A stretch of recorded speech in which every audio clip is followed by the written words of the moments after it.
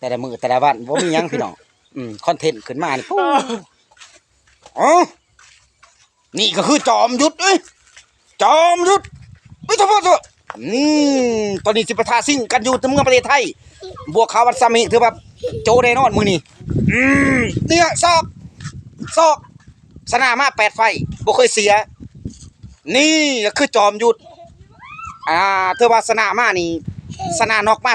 2ถือว่าตีมา8 ไฟเอ้าเสียได้หรอเสีย6ก็ไปเท่าไหร่อีกนะมื้อนี้ฟิตมานี่ถือว่าของแท้สิไปยังภายในเบื้องพุทธวันที่17วันที่17สิไปประเทศไทยกับเพิ่นค่าตู้เพิ่นบ่ธรรมดา$100เหรียญสหรัฐมื้อนี้สิกาบาสิเอาชนะจักยกเบิดยกเลยเบิดยกนึงมีบ่มีต่อให้เกมไทยไฟได้บ่มีกันนอกไหน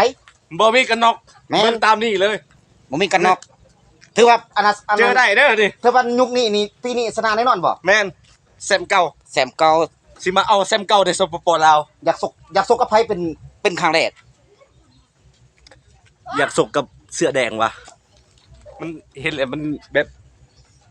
คาตานะเสื้อแดงซื้อแบบเบิ่ง